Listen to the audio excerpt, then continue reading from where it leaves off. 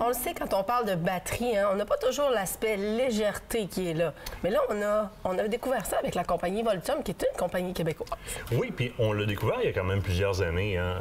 PH est venu ici en studio pour nous présenter sa compagnie, présenter les formats de batterie, là, batterie de moteur électrique ou batterie de voiture, là, dans les grosses batteries dans le 12 volts. Puis déjà, on prenait les batteries, mais on fait comme tabarouette, c'est léger en maudit. Puis on suggérait déjà le développement de produits dans la même gamme, avec la même philosophie, mais pour d'autres applications. Puis on se souviendra que dans la gamme Voltium, autant on va avoir des batteries aussi simples que celle-là, avec aucune autre technologie que du lithium puis des pôles qui donnent du courant, qu'on va avoir des batteries avec des technologies Bluetooth, des cadrans sur le dessus qui vont nous indiquer les charges. Tu sais, l'offre de produits du côté de Voltium est quand même très grande.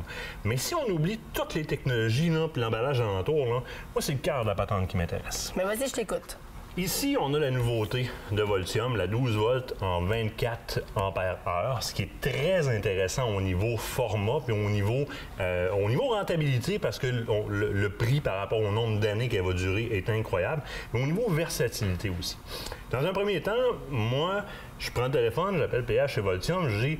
Notre ami Pierre-Hugues. Oui, je suis tanné des batteries qu'on achète au plomb à 6 cellules à 7,2 ampères-heure dans 12 volts, qui même si je mets sur l'hivernateur de batterie... Là, oui, je t'ai entendu, je pense à chaque année, vraiment pas être content du résultat. Bien, tu mets ça sur le cycle, là, régénération ou hivernation, puis là, finalement, l'année d'après, là, ça marche un petit bout de la saison, on en achète un autre, et finalement, on va porter des batteries au recyclage. Exactement.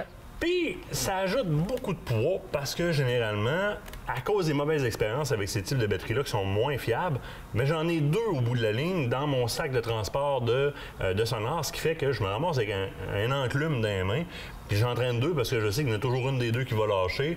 La charge est plus efficace. C'est ça. Tu sais, tu calcules la rentabilité d'une batterie par ce qu'elle va perdre comme potentiel en termes de nombre d'années.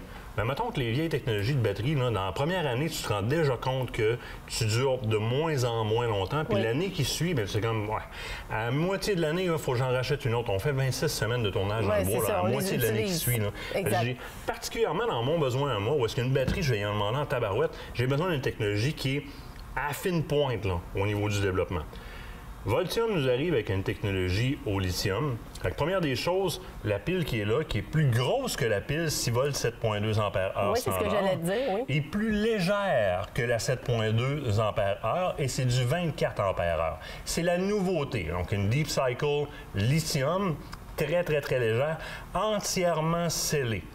Donc, elle a été... C'est quoi la différence? Mais si tu n'es pas scellé, ce qu'il y a dedans peut devenir le dehors de la batterie, c'est moindrement ta bardasse. D'accord. On est en application marin, entre autres, hein, parce que on va voir que c'est une batterie qui est multi-application, tant qu'on respecte les voltages et l'ampérage. Donc, son ampérage d'opération optimal est entre 1 et 20 ampères-heure. Ça, c'est ton utilisation optimale. Ce qui est encore plus impressionnant, c'est au niveau des températures d'opération. Avec les anciennes batteries cellules au plomb, on avait des problématiques. Puis on le voit même, moi, je me souviens d'avoir vu Nicolas avec son téléphone cellulaire sur le bord de la fenêtre dans Beauvoirie. Le réveil matin ne sonne pas parce que son iPhone...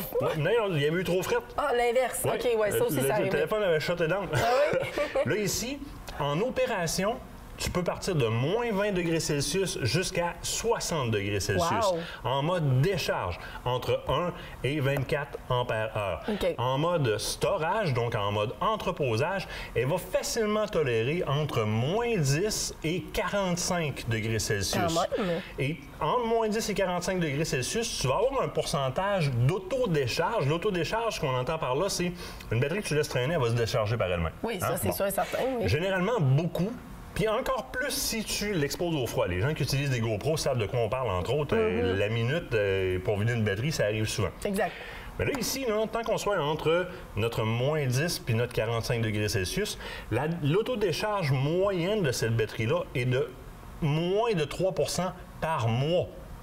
Mon Dieu, c'est pas beaucoup. Exactement. Quand on revient de l'hiver, exemple, on l'a laissé dans le garage, qui est tempéré, qui est semi-chauffé, donc on n'a pas un 20 degrés non plus, mais qui est confortable. on n'arrivera pas avec une batterie complètement déchargée au printemps. Mais d'un, de deux, ce qui est énervant un peu quand tu décharges complètement, c'est que souvent tu vas endommager la batterie ou tu vas altérer son potentiel de retenir de la charge par la suite, puis tu vas l'user de manière prématurée.